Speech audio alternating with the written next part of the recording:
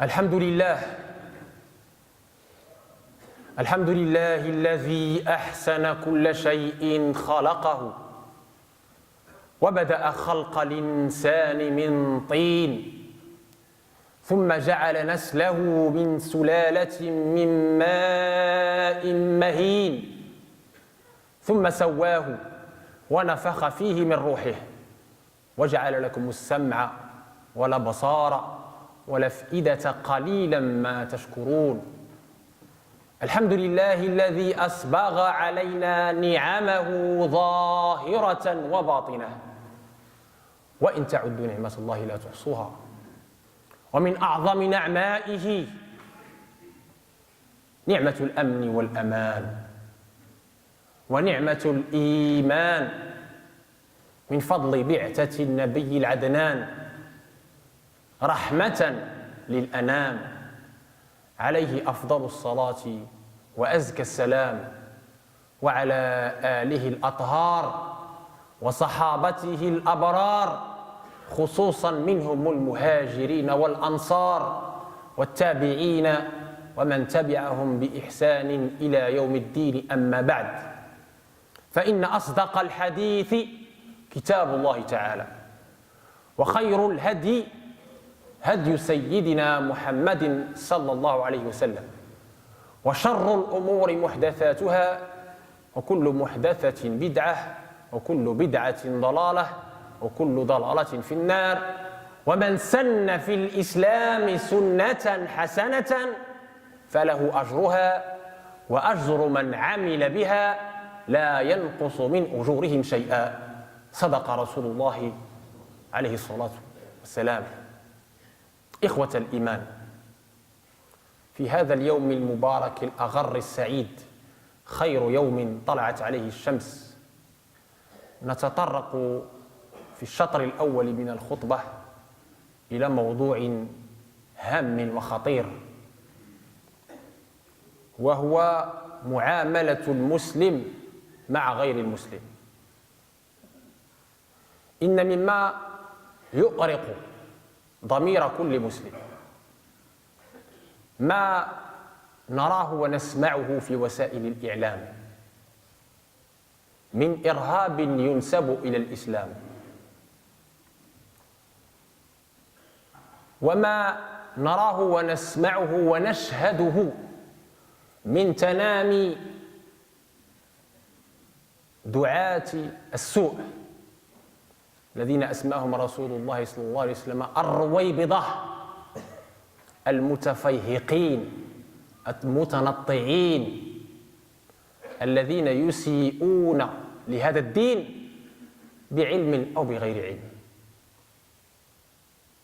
نسمعهم ينادون الشباب ويغررون بهم بدعوى أنهم في دار الحرب.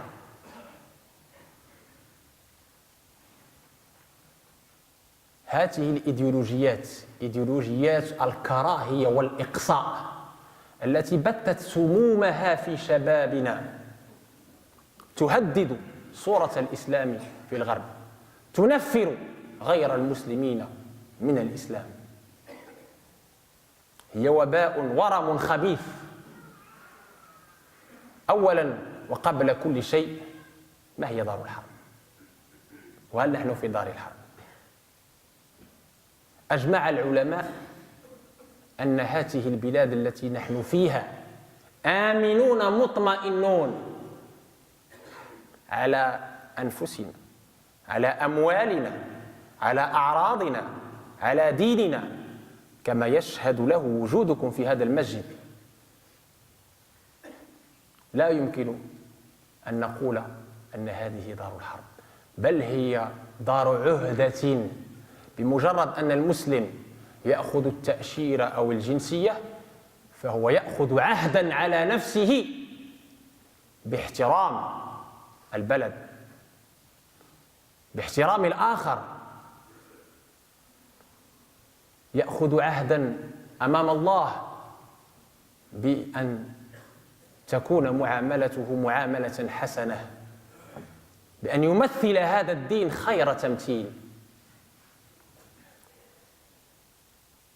هذه التأشيرة أو هذه العهدة الله تبارك وتعالى يقول يا أيها الذين آمنوا أوفوا بالعقود. ويقول عز من قائل في نقض الأمانات أو نقض العهود وفي الوعيد على من ينقض الأمانات أو العهود ولا تنقضوا الأيمان بعد توكيدها وقد جعلتم الله عليكم وكيلا. نقض العهود في كتاب الله وسنة رسوله صلى الله عليه وسلم عظيم، والوفاء بها واجب لازم بنص كتاب الله وسنة رسوله صلى الله عليه وسلم. ثم إن الغرب له مع دول الإسلام معاهدات صلح وحسن جوار وجب الوفاء بها واحترامها. Par rapport à votre famille, par rapport à votre religion, par rapport à votre honneur, eh bien si vous êtes dans une terre où vous êtes dans cette sécurité, dans cette quiétude, où vous pouvez librement pratiquer votre culte, eh bien on ne peut pas dire que c'est une terre de guerre. N'est-ce pas qu'en France et même en Europe, on pratique librement notre culte? La preuve, vous êtes présents ici dans cette belle mosquée. On n'est pas inquiété. On est en paix, en quiétude, on pratique notre religion librement. On a même plus de liberté que certains autres pays dits musulmans. On a créé des associations, des écoles privées musulmanes. Il y a de la science, il y a des savants. Donc on ne peut pas dire qu'on est dans une maison de guerre. On doit respecter notre engagement. Les ulama l'ont appelé la terre d'engagement. Pourquoi la terre d'engagement? Parce que du moment que vous avez obtenu le visa ou la nationalité, vous êtes engagé à respecter l'autre et à avoir le meilleur comportement et à être le meilleur ambassadeur, représenter votre religion sous son meilleur jour par la beauté de votre comportement, par votre bel agir. Allah tabaraka wa ta'ala nous dit à ce propos: appelle au chemin de ton Seigneur par la sagesse, par la bonne exhortation, par la douceur, et ne discute avec eux que de la façon la plus douce, la plus belle. Et Allah nous dit également, dans le même sens, ne discutez avec les gens du livre que de la manière la plus douce. Et plus généralement, Allah nous dit dans le Coran, Qulu linnasi husna, dites aux gens une bonne parole. Et la règle générale définie par le Coran, encore une fois, est la suivante. Allah nous dit dans la sourate Al-Mumtahina, je vous donnerai de suite l'exégèse de ce verset, Allah ne vous défend pas. C'est Allah qui nous dit. Allah ne vous défend pas par rapport à ceux qui ne vous ont pas combattu dans votre religion et qui ne vous ont pas chassé de vos demeures, d'être bienfaisant et équitable envers eux. Ce verset, bien qu'il a été révélé à propos de la mère d'Asma, qui avait à l'époque refusé d'accueillir sa maman qui était encore polythéiste, et n'a pas voulu accepter ses cadeaux, parti voir Sidna Muhammad, parce que les polythéistes à l'époque étaient en guerre contre le prophète, eh bien, ce verset fut révélé en réponse à cette situation, mais qui est général, qui ne couvre pas que cette situation. Il est de portée générale, mutlaq. Eh bien, le prophète, quand il a reçu ce verset, il s'adresse à Asma, il lui dit « Sili ummaki » comme rapporté dans l'authentique de Muslim, renoue avec ta maman, sois bienfaisante envers ta maman. Donc, ce qui veut dire, le devoir de chacun de nous est ce bon comportement, cette bienfaisance, cette bienveillance envers toutes les créatures d'Allah, musulmans et non musulmans. Que les parents soient musulmans ou non musulmans, que le voisin soit musulman ou non musulman, que les proches soient musulmans ou non musulmans, que les collègues soient musulmans ou non musulmans, il faut avoir ce bon comportement. Allah tabaraka wa ta'ala sait que l'être humain ne peut être attiré que par la bienfaisance, par la douceur. L'imam al-Ghazali disait à ce sujet-là, on a été façonné pour être attiré par les gens doux, jovieux, prévenants, avenants.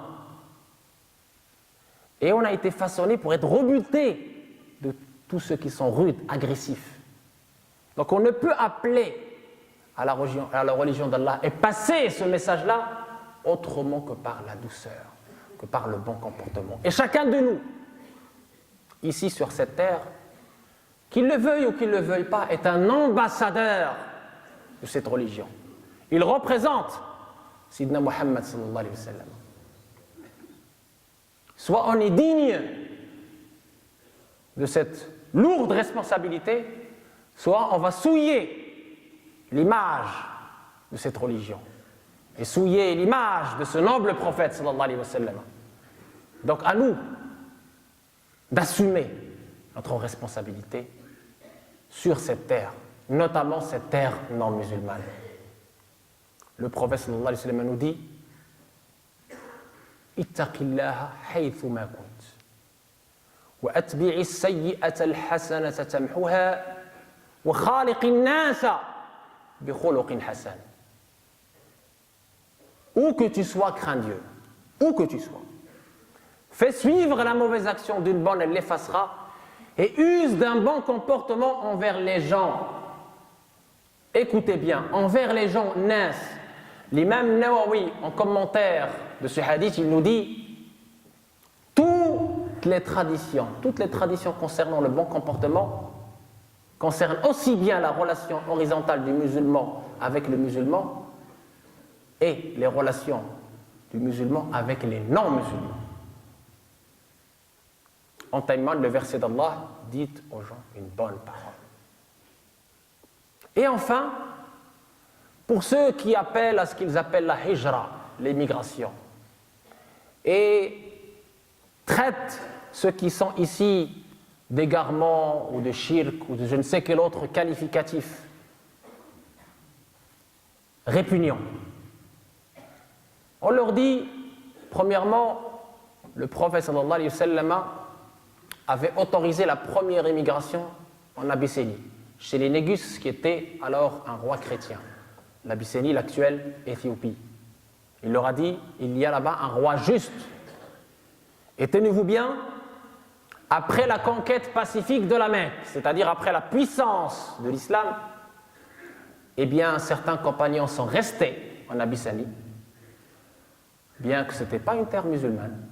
Et le prophète sallallahu alayhi wa sallam ne leur a pas ordonné de revenir. Et le prophète sallallahu alayhi wa sallam, on le sait, il ne peut pas se taire sur quelque chose qui est interdite. Premièrement.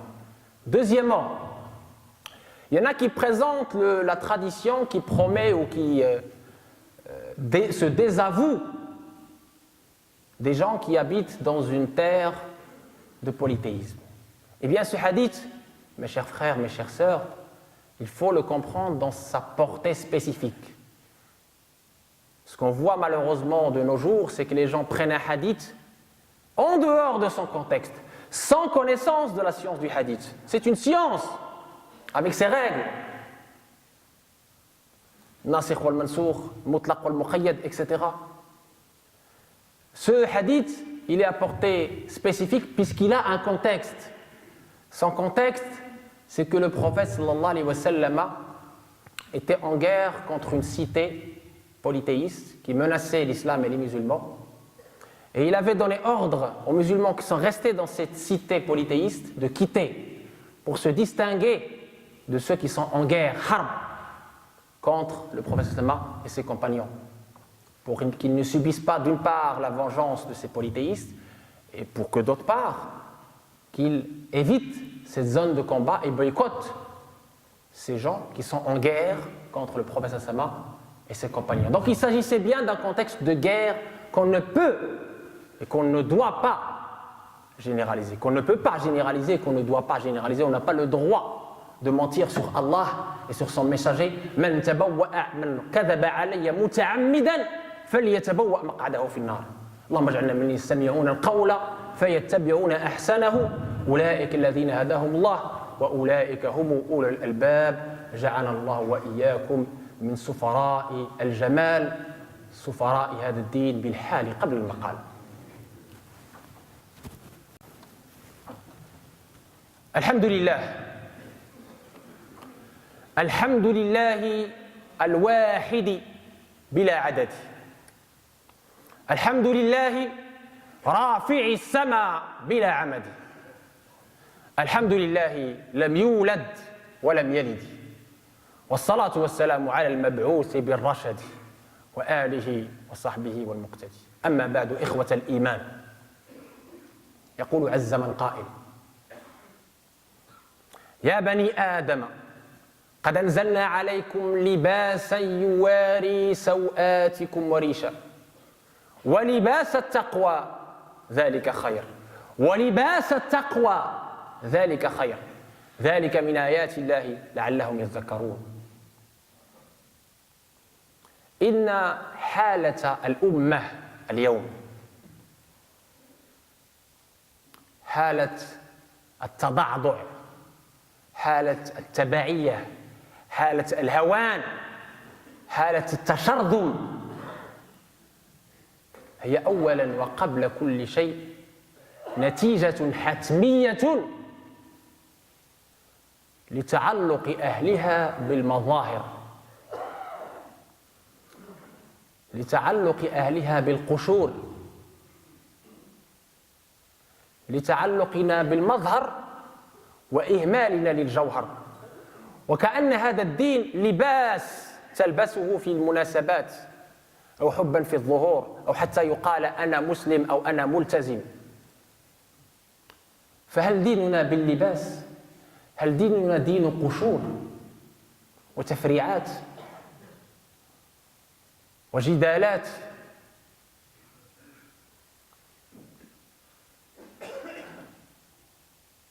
إن أول ما يجب أن نفقهه هو أن هذا الدين كله رحمة. رسول الله صلى الله عليه وسلم قال عنه الحق: وما أرسلناك إلا رحمة للعالمين.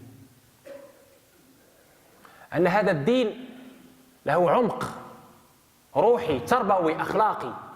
يقول صلى الله عليه وسلم إنما فيما رواه البخاري في أدبه المفرد: إنما بعثت لأتمم مكارم الأخلاق. إنما بعثت لأتمم مكارم الأخلاق. ويقول صلى الله عليه وسلم فيما رواه مسلم: إن الله لا ينظر إلى صوركم ولا إلى أشكالكم ولكن ينظر إلى قلوبكم. وفي رواية: ينظر إلى قلوبكم وأعمالكم. Je disais donc, notre Ummah, si on peut l'appeler encore Ummah, est divisée en clans, se dispute pour des futilités, s'attache à la forme et néglige le fond.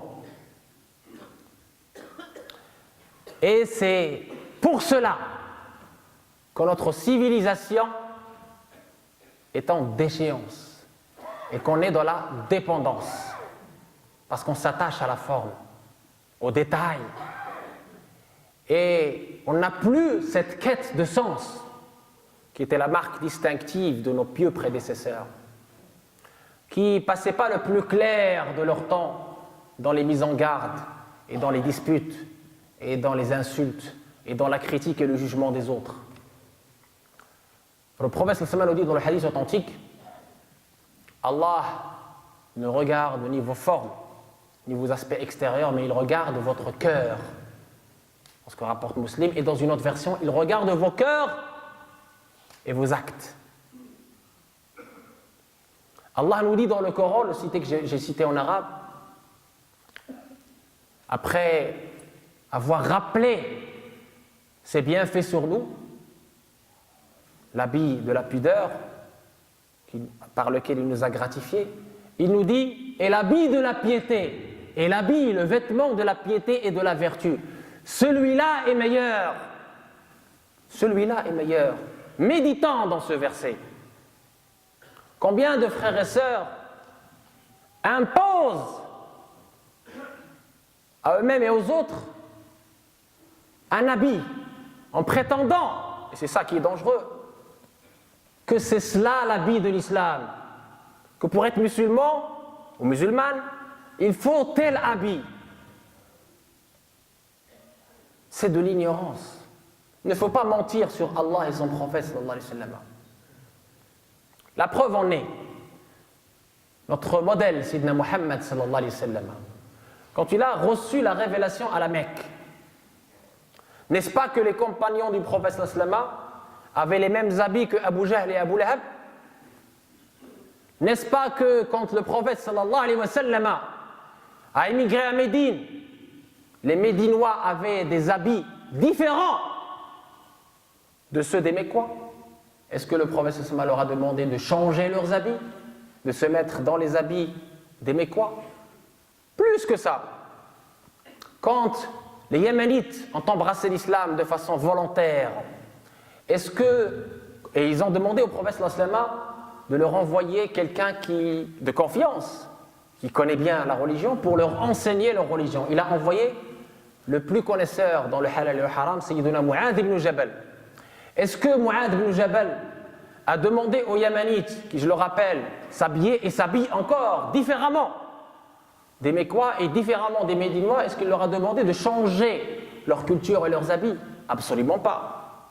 Du moment que cet habit couvre ce qu'on appelle la nudité, al-awra, telle qu'elle est précisée dans les versets de la sourate La Lumière, Nour, et dans le verset de la sourate Al-Ahzab, les coalisés, cette pudeur islamique, du moment que cet habit respecte cette exigence, eh bien il est correct.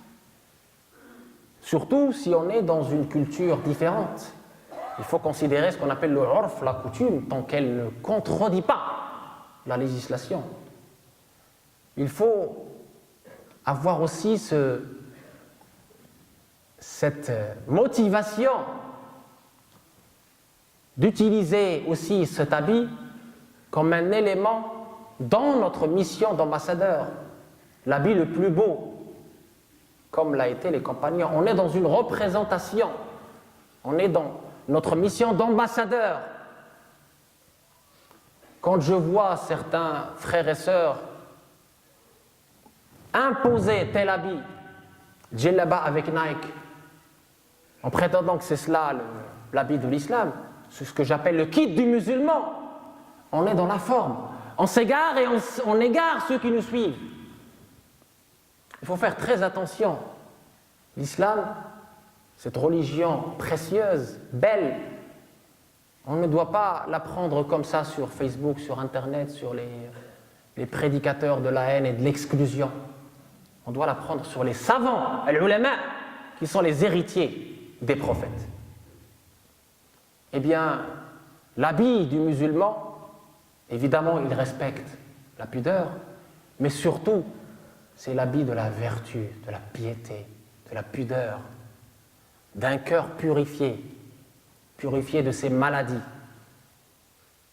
tel l'orgueil, telle la vanité, telle la haine, telle l'ostentation, ash-shirk al-khafi. C'est très important de remettre les pendules à l'heure, de comprendre le sens des priorités, le fond de cette religion. Et enfin, notre modèle, Sayyidina Muhammad sallallahu alayhi wa sallam, il est venu non pas pour changer, il est venu pour nous apprendre ce qui va avoir comme conséquence directe et positive notre bonheur ici sur terre et dans l'au-delà. Il n'est pas venu pour nous rendre la vie difficile. Il n'est pas venu pour nous demander de rebuter les autres par notre être ou par notre paraître. Absolument pas. Un musulman n'est pas rebutant. Un musulman est beau. Il s'attache à l'essentiel. Et l'essentiel, ce n'est pas un habit, ce n'est pas une djellaba, ce n'est pas des Nike, ce n'est pas des cheveux ébouriffés. C'est d'abord et avant tout cette quête de l'essentiel. Et je rappelle, pour finir, un hadith qui est mis en avant par beaucoup de nos frères et sœurs, sans comprendre son sens, concernant l'isbal. Ils exagèrent dans cette histoire d'isbal. Ah, si votre habit dépasse la cheville, vous êtes en enfer. C'est quoi cela? Qui vous dit que vous-même, vous êtes au paradis? Arrêtez de vous prendre pour Dieu. Soyons humbles. Revenons à ce hadith. Le prophète sallallahu alayhi wa sallam, il a conditionné